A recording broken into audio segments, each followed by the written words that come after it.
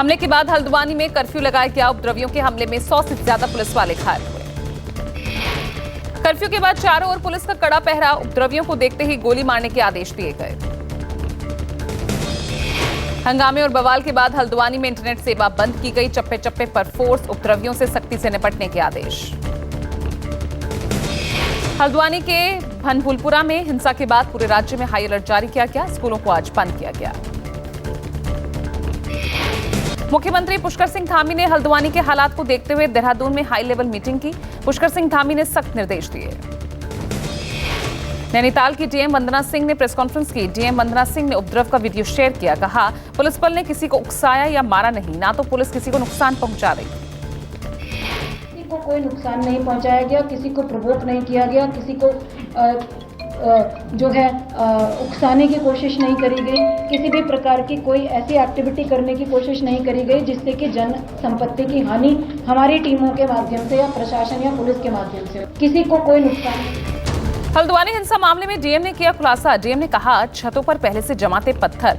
थाने पर फायरिंग हुई है, पेट्रोल बम फेंके गए। के माध्यम से मैंने आपको 30 तारीख की फुटेज दिखाई, किसी छत पर कोई पत्थर नहीं था।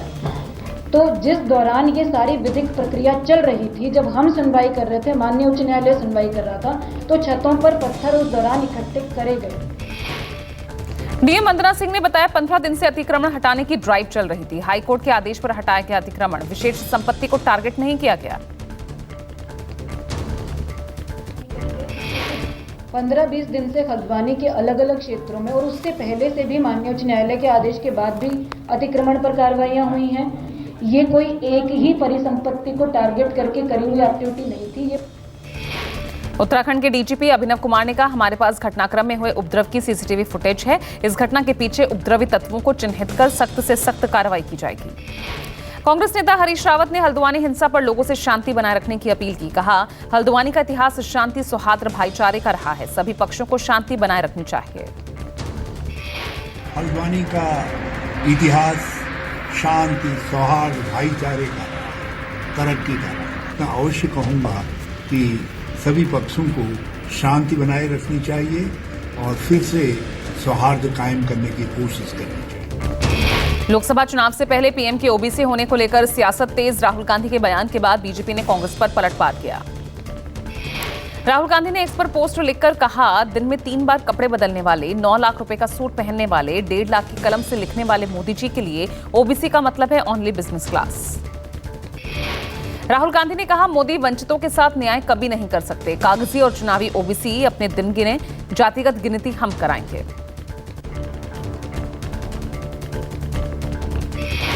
पीएम मोदी की जाति पर सवाल उठाकर गिरे राहुल गांधी। राष्ट्रीय पिछड़ा आयोग ने की माफी की मांग। राहुल ने कहा था, ओबीसी नहीं बल्कि सामान्य वर्ग में जन्मे हैं पीएम मोदी। बीजेपी सांसद और 1994 में तत्कालीन कांग्रेस सरकार में डिप्टी सीएम रहे नरहरि अमीन ने भी राहुल के दावों को खारिज किया। कहा, कांग्रेस शासनकाल में मोद घांची को ओबीसी में अधिसूचित किया गया था। पीएम मोदी पर राहुल गांधी के बयान पर भड़के गिरिराज सिंह। कहा, राहुल गांधी बताएं कि वो किस जाति धर्म के हैं। वो हिंदू हैं, पारसी हैं, सिख हैं, ईसाई। नरेंद्र मोदी को किसी के सर्टिफिकेट की जरूरत नहीं। पीएम को किसी के सर्टिफिकेट का जरूरत है। पहले वो तो बता दे कि वो क्या है, हिंदू हैं कि पारसी हैं कि सिख है कि ईसाई है। थोड़ी ही देर में मोदी सरकार के श्वेत पत्र पर लोकसभा में चर्चा। वित्त मंत्री निर्मला सीतारमण ने कल लोकसभा में पेश किया था श्वेत पत्र। श्वेत पत्र पर नियम 342 के तहत चर्चा होगी। करीब 4 घंटे तक श्वेत पत्र पर चल सकती है बहस। श्वेत पत्र में मोदी सरकार ने यूपीए ने 10 साल में इकोनॉमी को नॉन परफॉर्मिंग बताया था। श्वेत पत्र में कहा गया है कि 2014 में भारत दुनिया के 5 कमजोर अर्थव्यवस्थाओं में शामिल था, लेकिन अब शीर्ष की 5 अर्थव्यवस्थाओं में शामिल है। श्वेत पत्र को लेकर बोले कांग्रेस सांसद अधीर रंजन चौधरी। कहा, 10 साल से आपकी सरकार है, जांच करने के सारे हथियार आपके पास थे, तो फिर भी कुछ क्यों नहीं निकला। अपना काम ये करना है, करने दो। आप व्हाइट पेपर लाइए, ब्लैक पेपर लाइए, कोई रेड पेपर लाइए, हमें क्या लेना देना है। आप लोग लेकिन ब्लैक पेपर ला रहे हैं। अधीर रंजन चौधरी ने कहा, चुनाव के पहले सरकार को श्वेत पत्र क्यों लाना पड़ा। लोगों को गुमराह करने के लिए लाया गया श्वेत पत्र। चिंता करने की कोई बात नहीं, नजर बदलो, नजारा बदल जाएगा। श्वेत पत्र पर कांग्रेस सांसद प्रमोद तिवारी ने सरकार पर हमला बोला। कहा, ये श्वेत पत्र नहीं, ये काले कामों को छिपाने के लिए लाया गया है जो छलावा है।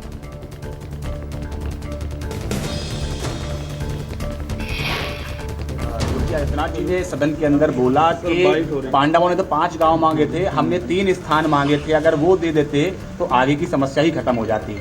यानी कि मथुरा और काशी की जिक्र उन्होंने किया है।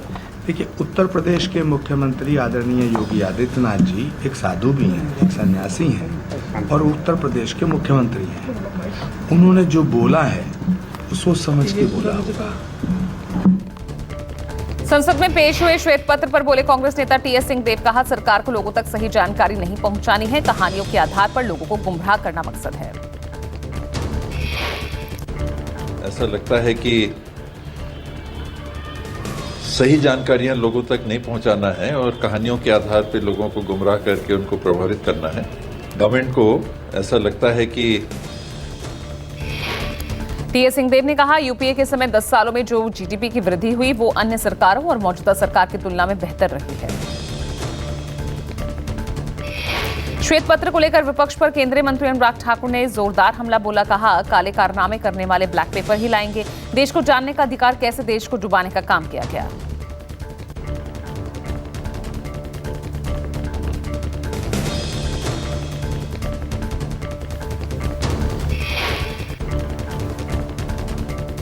श्वेत पत्र को लेकर अमरावती से सांसद नवनीत राणा का बड़ा बयान। कहा, विपक्ष कितना ही नकारे, हमारी अर्थव्यवस्था 2014 में 11वें नंबर पर थी, आज वो 5वें नंबर पर है।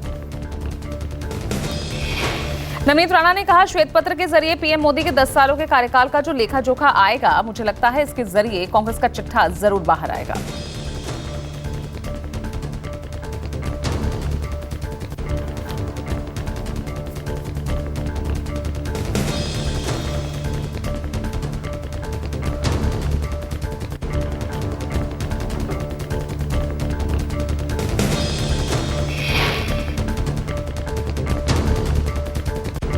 हो रही मुश्किलें, राबड़ी देवी, मीसा भारती हेमाज कोर्ट में पेश हुई।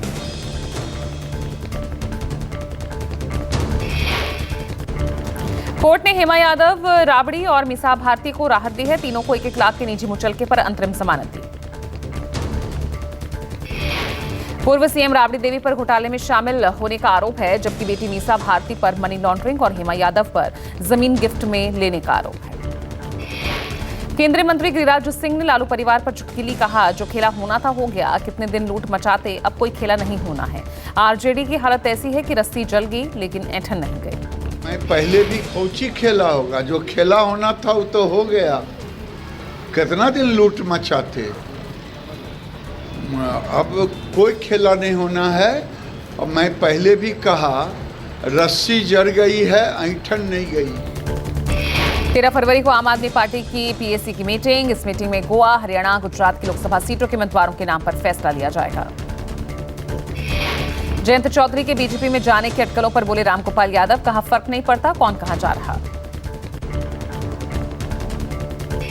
राजस्थान कांग्रेस के अध्यक्ष गोविंद सिंह डोटासरा ने बीजेपी पर हमला बोला। कहा, योगी और मोदी, बीजेपी और आरएसएस का एक ही एजेंडा, हिंदू मुस्लिम का खेल खेलकर सत्ता में आया जाए। योगी जी और मोदी जी का और भाजपा और आरएसएस का एक ही एजेंडा है कि धार्मिक उन्माद फैलाओ, ऐसी बातें करो जिससे जो जनता के, देश के लोगों के मुद्दे हैं उनसे लोगों का ध्यान भटक जाए और हिंदू मुस्लिम का खेल खेल करके हम फिर तीसरी बार सत्ता में आ जाएं और हम लोग काबिज हो जाएं। कर्नाटक के सीएम सिद्धरामैया ने पीएम के विभाजित वाले बयान पर बोला हमला। कहा, पीएम कह रहे हैं कि कांग्रेस देश को विभाजित कर रही है, लेकिन जब वो गुजरात के सीएम थे तो उन्होंने क्या किया। सीएम सिद्धरामैया ने कर्नाटक में बीजेपी सांसदों को रीढ़ विहीन कहा। सिद्धरामैया ने कहा, केंद्र जो चाहता है उस पर सिर हिलाते हैं बीजेपी सांसद। कर्नाटक के deputy CM DK Shivakumar ने कहा, एक बात सबको समझ लेनी चाहिए कि ये कांग्रेस पार्टी की लड़ाई नहीं, ये कर्नाटक के लोगों की लड़ाई है। हम चुप नहीं बैठ सकते। शिवसेना यूबीटी नेता अभिषेक घुसालकर पर हुए हमले पर शिवसेना यूबीटी के प्रवक्ता आनंद दुबे ने कहा, महाराष्ट्र में इस समय अराजकता का माहौल, आमदार हो या खासदार, कोई सुरक्षित नहीं। अभिषेक घुसालकर ने कहा, एनडीए सरकार पूरी तरह से कानून व्यवस्था बनाए रखने में असफल। सरकार राम राज्य लाने का वादा करती है, ऐसी सरकार को हम पूरी तरह उखाड़ फेंकेंगे। पश्चिम बंगाल के नेता प्रतिपक्ष शुभेंदु अधिकारी और बीजेपी विधायक अग्निमित्रा पॉल ने ममता सरकार के खिलाफ प्रदर्शन किया। दिल्ली के अंबेडकर इंटरनेशनल सेंटर में आयोजित सुशासन महोत्सव में शामिल होंगे बीजेपी अध्यक्ष Nadda. The art of implementation किताब का विमोचन करेंगे। आज से शुरू होने वाले सुशासन महोत्सव में केंद्रीय मंत्रियों के साथ साथ 3 राज्यों के मुख्यमंत्री शामिल होंगे। इनमें सीएम योगी, सीएम हेमंता और मोहन यादव मध्य प्रदेश के सीएम शामिल होंगे। बिहार में 12 फरवरी को फ्लोर टेस्ट से पहले तेज हुई सियासी मोर्चाबंदी। बीजेपी अपने विधायकों को ले जाएगी बोधगया। 10 और 11 फरवरी को बीजेपी विधायकों की बैठक। सीएम नीतीश कुमार ने भी 11 फरवरी को जेडीयू विधायकों की बैठक बुलाई। पार्टी नेता विजय चौधरी के आवास पर शाम 5 बजे होगी मीटिंग। बिहार सरकार में मंत्री श्रवण कुमार का बड़ा बयान, हमारे विधायकों को तोड़ने की हो रही कोशिश, एमएलए के पास भेजे जा रहे ठेकेदार। आरजेडी विधायक भाई वीरेंद्र ने कहा 12 फरवरी को बड़ा खेला होगा, अभी पर्दा मत हटाइए। पीएम मोदी नीतीश की मुलाकात को बताया बेअसर। दिल्ली दौरे पर आए नीतीश ने गुरुवार को पार्टी दफ्तर में सांसदों से मुलाकात की। साथ ही बिहार सीएम ने बीजेपी के वयोवृद्ध नेता लालकृष्ण आडवाणी से मिलकर उनका हालचाल जाना। एनडीए में शामिल होने की अटकलों के बीच आरएलडी प्रवक्ता पवन आगरी का बयान, बीजेपी के जरिए पिछली बार की तरह इस बार भी गठबंधन की पेशकश हो रही है। जयंत के बीजेपी संग जाने की अटकलों के बीच एसपी प्रमुख ओम प्रकाश राजभर ने बड़ा दावा किया। राजभर ने कहा 12 फरवरी तक एनडीए का हिस्सा होगी आरएलडी। सीएम योगी आदित्यनाथ के काशी मथुरा वाले बयान पर सपा अध्यक्ष अखिलेश यादव का तंज, कहा कौन तय करेगा कौन कौरव कौन पांडव, हमारे लिए संविधान कोड सबसे बड़े। बीजेपी के गांव चलो अभियान के तहत आज राजस्थान और उत्तराखंड के सीएम का होगा गांव प्रवास। राजस्थान सीएम भजनलाल नागौर में, उत्तराखंड सीएम धामी लोहाघाट के कमलेड़ी गांव में होंगे। कर्नाटक के डिप्टी सीएम और प्रदेश कांग्रेस अध्यक्ष डीके शिव कुमार ने गुरुवार को कांग्रेस आलाकमान से मुलाकात की। कांग्रेस संसदीय दल की अध्यक्ष सोनिया गांधी से भी कई मुद्दों पर चर्चा हुई। चंडीगढ़ में पंजाब के किसानों की केंद्र और राज्य सरकार के साथ हुई बैठक रही बेनतीजा। किसानों ने कहा 13 फरवरी को दिल्ली मार्च का कार्यक्रम, फिलहाल यथावत स्थिति। किसान एक बार फिर एमएसपी कानून को लेकर हुए मुखर। मीटिंग के बाद किसान नेताओं ने कहा 13 फरवरी से पहले सहमति नहीं बनी तो हम तय कार्यक्रम के तहत दिल्ली कूच करेंगे। गुरुवार को केंद्रीय मंत्री पीयूष गोयल, नित्यानंद राय और अर्जुन मुंडा ने पंजाब के सीएम भगवंत मान की मौजूदगी में ही किसान नेताओं से बातचीत की। सरकार और किसानों के बीच किसान आंदोलन के केस वापसी, नकली बीज कंपनियों पर कार्रवाई और पराली मसले पर चर्चा हुई। भारतीय कृषि अनुसंधान संस्थान का आज 62वां दीक्षांत समारोह। कृषि विज्ञान के 26 विषयों में 5 विदेशी छात्रों समेत 543 छात्रों को डिग्री दी जाएगी। केंद्रीय कृषि मंत्री अर्जुन मुंडा दीक्षांत समारोह की अध्यक्षता करेंगे। समारोह की मुख्य अतिथि होंगी राष्ट्रपति मुर्मू। उत्तर भारत में नहीं थम रहा सर्दी का सितम, धूप के बीच शीतलहर से कांप रहे लोग। मौसम विभाग ने कहा 14 फरवरी के बाद सर्दी और बढ़ सकती है। मौसम विभाग के मुताबिक दिल्ली और आसपास के शहरों में अगले 4 से 5 दिन के अंदर बारिश होगी, जिसके बाद तापमान एक बार फिर गिरेगा। नोएडा, गाजियाबाद में 14 फरवरी को बारिश हो सकती है। लखनऊ में 12 फरवरी, 14 फरवरी को बारिश का अनुमान। दिल्ली में शीतलहर जारी, ठंड से बचने के लिए लोग चाय अलाव का सहारा ले रहे हैं। दिल्ली के मिंटो रोड पर चाय की दुकान पर भीड़। जम्मू कश्मीर के सोनमर्ग में बालटाल रंगा से इमेल रोड पर भारी बर्फबारी से रास्ता थमा। बीआरओ द्वारा बर्फ हटाने का अभियान जारी है।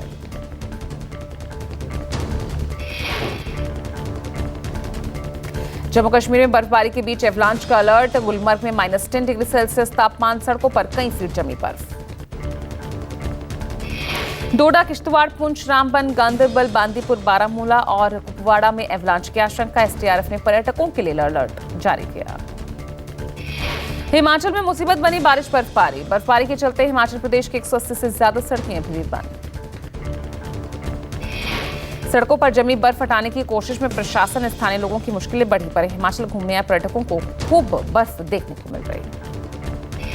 पंजाब और हरियाणा में न्यूनतम तापमान 7 डिग्री सेल्सियस दर्ज। पहाड़ों पर हो रही बर्फबारी के चलते पंजाब हरियाणा में ठंड से राहत नहीं। रजनीकांत की मोस्ट अवेटेड फिल्म लाल सलाम आज रिलीज हुई। रजनीकांत के फैंस में जबरदस्त क्रेज, ट्विटर में भारी भीड़। चेन्नई के सिनेमाघरों को सजाया गया। रजनीकांत की अलग अलग तस्वीरों से कोलाज बनाया गया। थिएटर में फूल सजाए गए। रजनीकांत की लाल सलाम को बताया लोगों ने ब्लॉकबस्टर। फिल्म देखकर लोगों ने कहा बेहतरीन फिल्म। एडवांस बुकिंग के मामले में फिल्म का जबरदस्त कलेक्शन रहा, सारे शोज हिट हैं। पहले ही दिन कमाई में रिकॉर्ड तोड़ सकती है थलाइवा की ये मूवी। बवाना औद्योगिक क्षेत्र की सुरक्षा के लिए बवाना इंफ्रो ने लगवाए नाइट विजन कैमरे। 32 एंट्रीज और निकास पॉइंट पर लगवाए गए नाइट कैमरा। बवाना इंफ्रो के एग्जीक्यूटिव डायरेक्टर पुलकित अग्रवाल ने कहा, बवाना इंफ्रा अपने औद्योगिक क्षेत्र को स्वच्छ, हरित, प्रदूषण मुक्त और सुरक्षित बनाने के लिए प्रतिबद्ध है। मौनी अमावस्या के मौके पर भारी संख्या में श्रद्धालुओं ने आस्था की डुबकी लगाई। श्रद्धालुओं ने संगम तट पर पूजा और स्नान किया। उत्तराखंड में भी हरिद्वार में मौनी अमावस्या पर भारी भीड़ देखने को मिली। श्रद्धालुओं ने पावन गंगा नदी में स्नान किया। यूपी के अयोध्या मौनी अमावस्या पर जुटी श्रद्धालुओं की भीड़। श्रद्धालुओं ने सरयू नदी में स्नान किया और पूजा की।